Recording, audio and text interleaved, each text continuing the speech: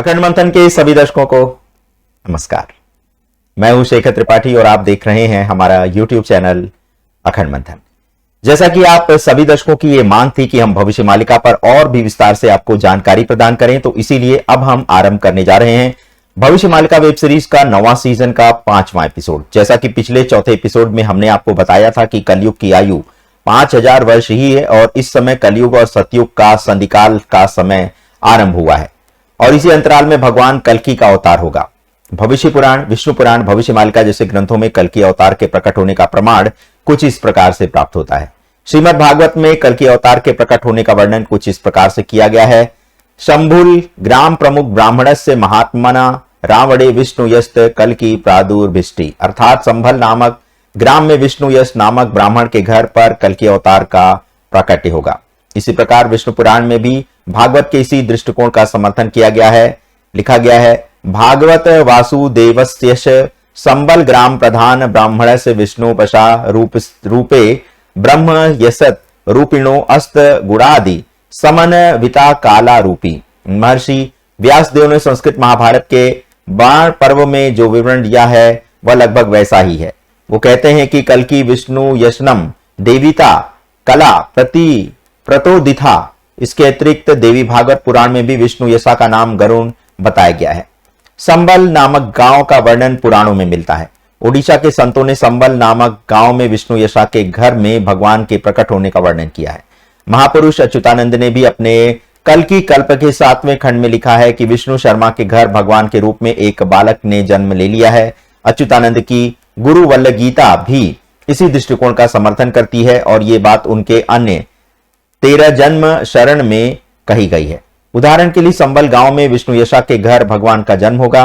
भगवान स्वयं श्री जगन्नाथ धाम में सनातन धर्म का प्रचार करेंगे एवं चक्रधर राया के संबल नगर में जन्मीन विष्णु यश शर्मा के घर तपस्या करेंगे।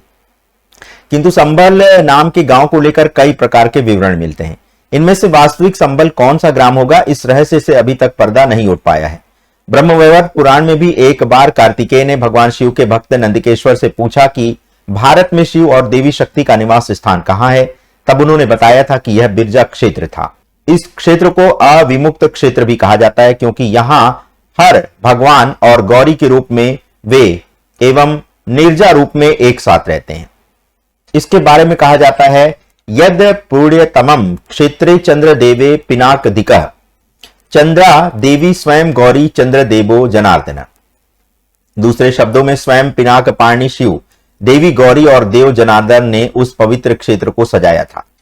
कपिल संहिता में विरजापीठ को नवगया का क्षेत्र कहा गया है। पूर्ण सेठी में उल्लेख है कि इसी नवकूप या नवी गया के निकट पितृभक्तों के पुत्र संयतेन्द्राय हो जाते हैं और स्नान करके पिंडदान करते हैं तथा अपने कुल के 21 पुरुषों का स्वर्गारोहण कराते हैं। तो यदि इन तथ्यों का गहनता से अवलोकन किया जाए तो संबल गांव के साथ नवगया और हरिहर क्षेत्र की जानकारी जुड़ी होने के कारण इसे जाजपुर मानना उचित प्रतीत होता है। संभवतः इसी कारण से विभिन्न इतिहासों में जाजपुर को कल्कि के जन्म स्थान के रूप में पहचाना गया है। जाजपुर में ही कमालपुर नाम का एक गांव है। उस गांव के पास की जगह को संबल कहा जाता है। सारंगदास की चौतीसा में भी यही लिखा गया है, जिसमें भगवान स्वयं कहते हैं कि मेरा जन्म जाजपुर में होगा, चंडी का जन्म दक्षिण में होगा। हे सृष्टियों, जितनी देवियां हैं वो जन्म लेंगी और दक्षिण दिशा की ओर प्रस्थान करेंगी। भगवान कल्कि के माता पिता का नाम भी प्रतीकात्मक रूप में विभिन्न कहानियों में मिलता है। कुछ ने इसे वासुदेव और यशोवंती के रूप में स्वीकार किया है, कुछ ने अनंत मिश्र और जगवती के रूप में, कुछ ने विप्र पांडा और पद्मावती के रूप में और कुछ ने अनंत मिश्र और पद्मावती के रूप में किया है। लेकिन कई स्थानों पर देखा गया है कि जल रूपी भगवान के माता पिता का उल्लेख अनंत मिश्र और पद्मावती के रूप में किया गया है। महापुरुष अच्युतानंद ने अपनी ब्रह्मवाटिका में लगभग सभी छुपे हुए तथ्यों को उजागर कर दिया है। इस संबंध में उन्होंने अपने प्रिय शिष्य रामचंद्र से कहा, भक्त राम ने हरेश को अच्युत कहते हुए सुना, भगवान कल्कि राम, मैं किली में अवतार लूंगा और नीलगिरी छोड़कर संबल गांव में जन्म लूंगा। तुम महेंद्र पर्वत में छिप कर रह सकोगे। माता का नाम पद्मावती, पिता का नाम अनंत है। भगवान शंख चक्र के चिन्ह के साथ उठेंगे। घर के उत्तर दिशा में एक सुंदर कदम्ब का पेड़ है। दक्षिण दिशा में पीपल का वृक्ष बिल्कुल सीधा है। कल्कि पुराण में भी वर्णित है कि कलयुग के अंत में जब भगवान कल्कि अवतार लेंगे तो वे गंजम के महेंद्र पर्वत पर जाकर चिरंजीवी परशुराम से समस्त ब्रह्मांड की विद्या सीखेंगे और तलवार प्राप्त करेंगे। कल्कि भगवान का जन्म 9 संवत के दूसरे माह वैशाख में होगा। कल्कि भगवान की कुंडली में कर्क राशि शुक्र के पंचम भाव में होगी। शनि के बाद बृहस्पति चतुर्थ भाव में है। रवि, चंद्रमा और मंगल उच्च के हैं और ये शुभ स्थान को देख रहे हैं। इस संदर्भ में महाप्रभु श्री अच्युतानंद ने संकेत दिया है कि बलभद्र का जन्म गोपीनाथ छत्र द्वारा, जो कर्नाटक के राजा पद्मकेश्वर की प्रजा हैं, उनकी पत्नी उमा देवी के गर्भ से इटुआ नामक स्थान पर होगा। किंतु सबसे बड़ा प्रश्न यह है कि कल्कि भगवान के जन्म से जाजपुर स्थान कैसे जुड़ा है।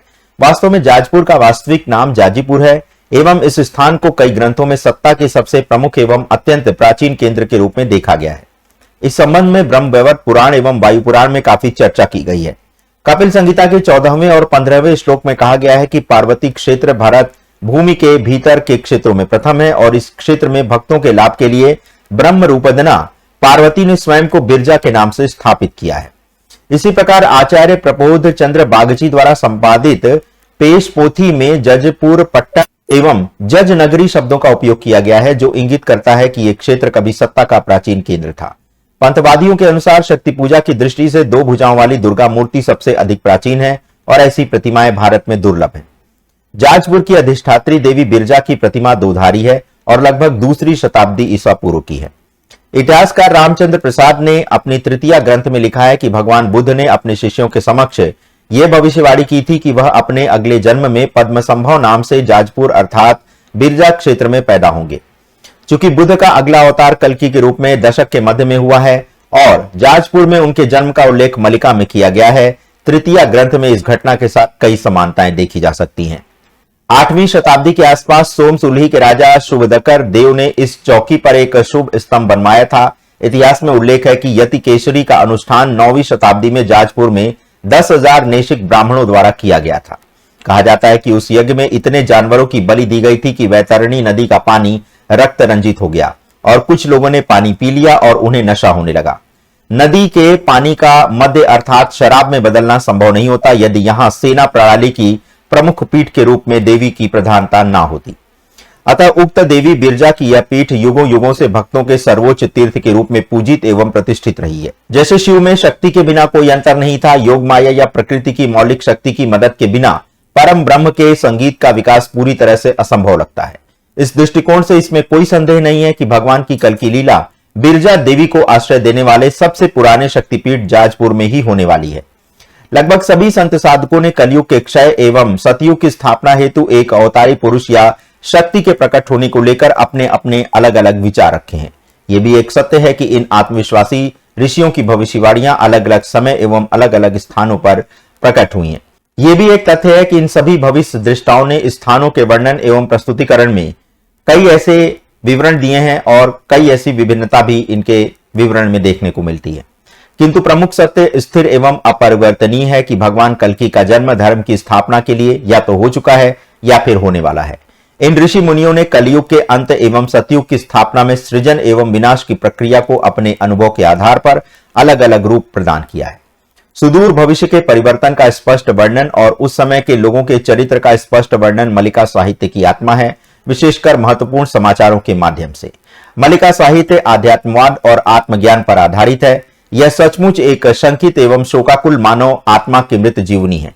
यदि आप इन सभी मालिकाओं पर गहनता से नजर डालें तो हो सकता है कि मालिकाओं का उद्देश्य अन्य भविष्यवाणियों से समाज को भयभीत करना नहीं था। इस विनाश और विध्वंस के समाचार को सुनकर वे समाज के पुनर्निर्माण के लिए उत्सुक उठे।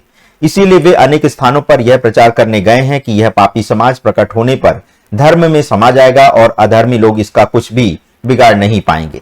तो दर्शकों, हमारे गहन शोध एवं अनुसंधान के आधार पर तैयार किए गए इस 5वें एपिसोड में आज बस इतना ही।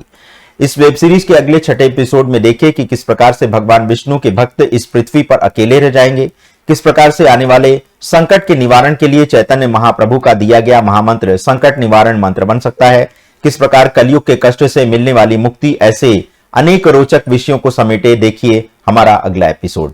यदि इस एपिसोड को लेकर आपके मन में कोई प्रश्न है या फिर इस एपिसोड में दिखाए गए किसी तथ्य को आप डिकोड करना चाहते हैं तो कृपया उसे हमारे व्हाट्सएप नंबर 7905414965 पर हमसे संपर्क भी कर सकते हैं और अपनी रिकॉर्ड की हुई भविष्यवाणी हमको भेज भी सकते हैं।